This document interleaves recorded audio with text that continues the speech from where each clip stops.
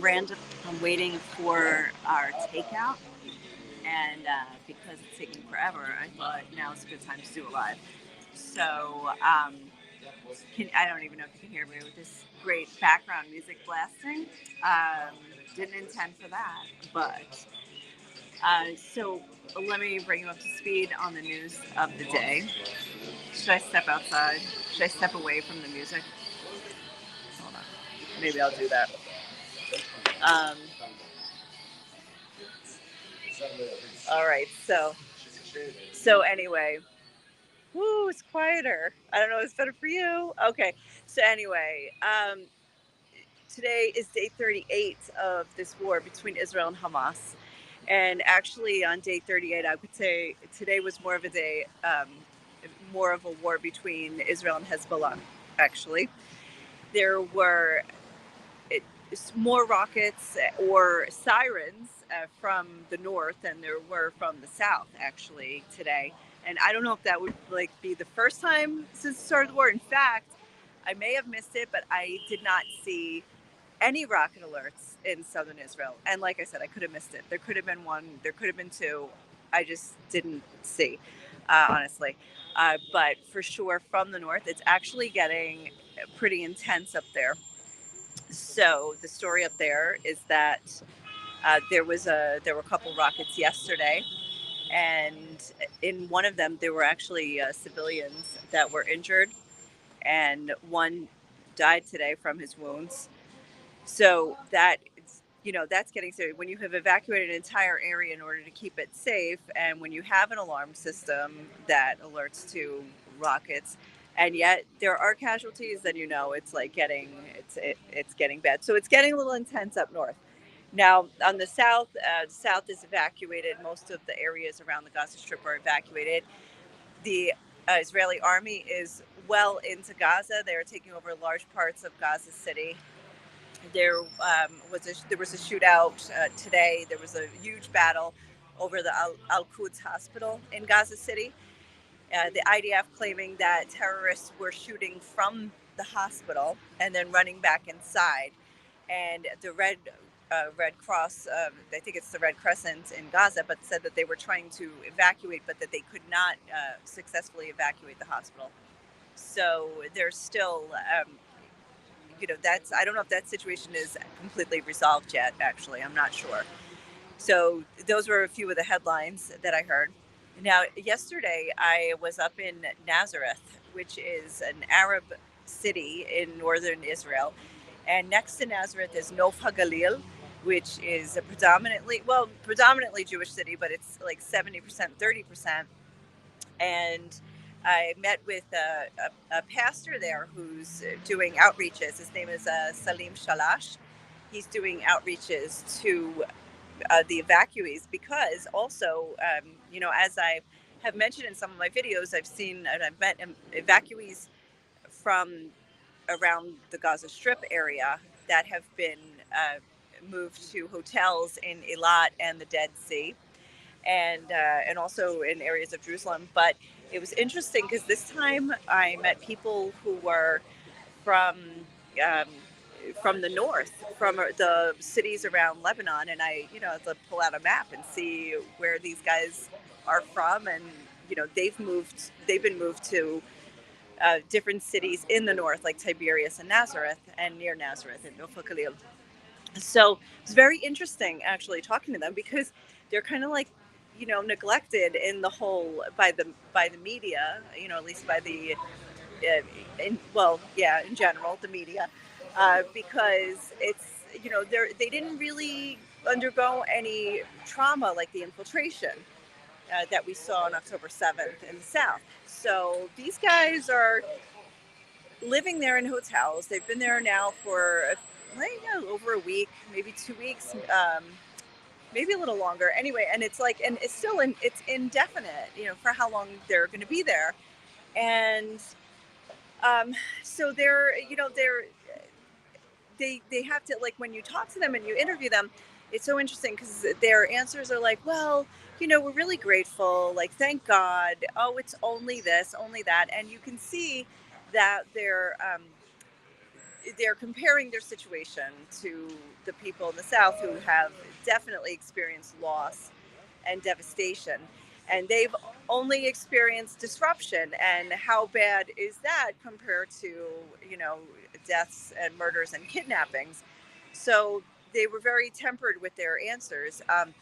But you can see the stress of not having a routine and the stress of not living in your own house in your own space, you know, can and in a hotel room with a family with no place to put your stuff, and I don't know, starting to get to them. So you know, I feel really you know, I feel like they're trying to act like no, it's fine, but they're not.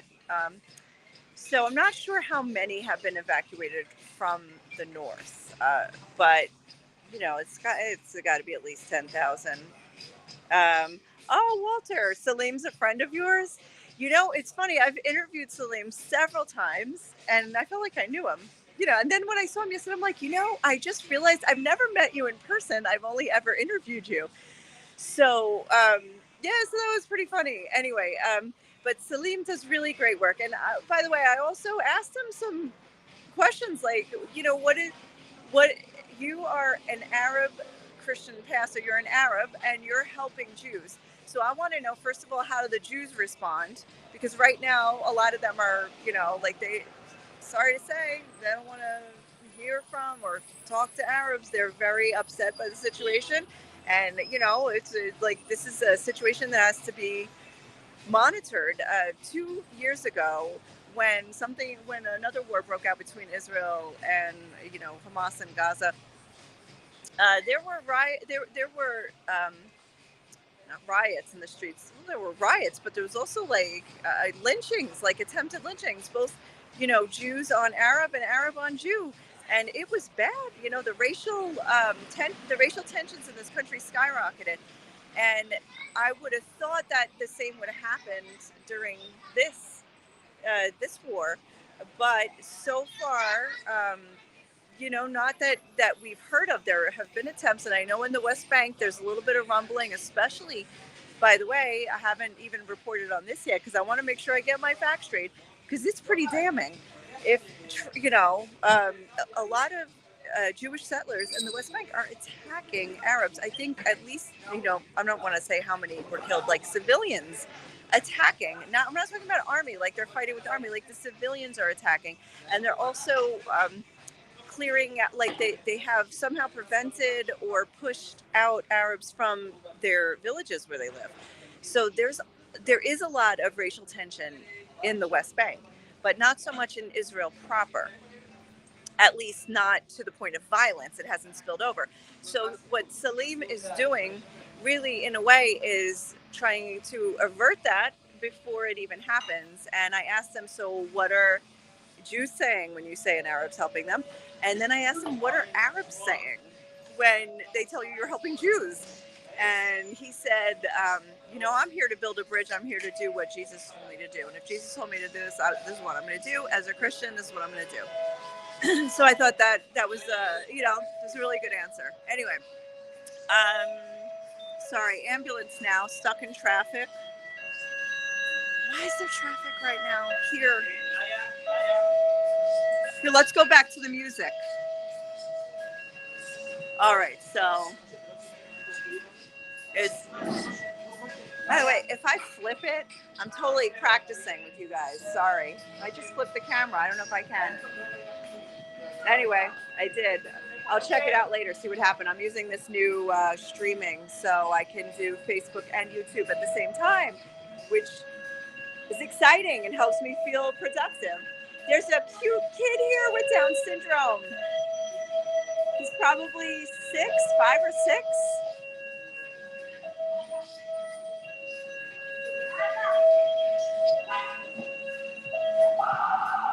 I didn't ask permission to put him on camera, so I'm not flipping the camera. Anyway, okay, so you heard the sirens. Okay, I'm sorry, I'm not. Oh, hon, you said you're watching The Chosen. Are you watching it from season 1, or have you seen other seasons? I mean, are you on the latest season? No spoilers, please, even though it's all written already, but still. No, and I watched the first season. Is that all they have out? And maybe they just came out with season two. Do you know that the crew of The Chosen was supposed to come to Israel on a trip last month? Clearly, they didn't. I mean, I didn't even follow up to ask, but they were supposed to be here in October or November for just to get to know the Holy Land since they're portraying it. It'd be interesting. It'd be interesting if they could get a little bit more Hebrew, because I occasionally they do try to speak Hebrew. Not bad, not bad for maybe not being around the language, but cool. So anyway, the North talked about the North, which is really it's turning into a northern front now. Israel is also attacking more in the north. Like there are also rockets coming in from Syria sometimes, and it's not always Hezbollah claiming that it's them shooting. Sometimes Hamas claims and stuff like that. But yeah, Ohan, by the way, it really is awesome. Like, people want to argue about whether or not whether it's completely accurate. But I have to say, like, for me, it just makes me want to go back and like read the Bible and be like, wow, that could be how it happened. Because sometimes when you just read words, which pains me as a writer to say this and as a journalist, but sometimes when you just have words on black and white, on words on paper, they don't jump off the page at you. But when you see it acted, you'd be like, wow, that's amazing, and this could be exactly how it happened, and the emotion that they felt and everything. So yeah, highly recommend watching that. Here, check this out.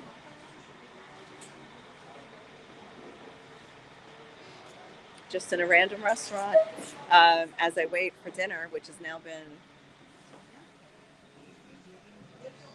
מוכן? ניקול? אין בעיה. אוקיי, טוב. לא, אין בעיה. זה או פה או שם. אז אני פה. תודה. I had to wait in traffic whether I was, instead of waiting in traffic, I ordered food, but now that took like more than a half hour, so I could have sat in traffic. Never mind. The other thing, okay, the hostage situation is always, people want to know. I mean, why is it we can go days without hearing any news about the hostages? Look, the only thing I can hope for is that there's constant negotiations going on that we're not privy to. I have heard that there's negotiations with Qatar, the nation of Qatar, and also, by the way, the Arab League met I guess it was over the weekends. What day is today? Today's Monday, right? Sorry. So the Arab League met, and they were all talking about like the situation. I don't remember. There was something I wanted to tell you about specifically from that, but I don't remember. So anyway, so that was that. And the hostages. So the hostages are being, however they're negotiating it. And so there's 240 hostages. I think that's the current number, but the number keeps changing, and people ask like why it keeps changing. And I'll tell you some sad stories. I met a man. His name is Tom Hand, and his daughter Emily, 8 years old. So they told him, the army told him that, in the couple days after the war. So Emily, I should explain, was not sleeping at his house. She was, I think, with her mother or at a sleepover. Mixing up my stories, I'm sorry, but she wasn't with the father, who is Tom. They're divorced, and somebody's looking off my glasses on the table. So she wasn't home, and when Hamas came to their kibbutz, on October 7th, she was missing. She went missing after that. So the army said, they reported to him, like the official word is that she's dead. So it became a famous interview on CNN where, how did you respond when you got the news? And he said, yes, thank God. And, it's jarring to hear a father say that. And he said that it was, oh, somebody's saying very bad connection. Too bad, because this is a good story. Um, he was happy. He was not happy. He was like, he preferred that she be dead than kidnapped.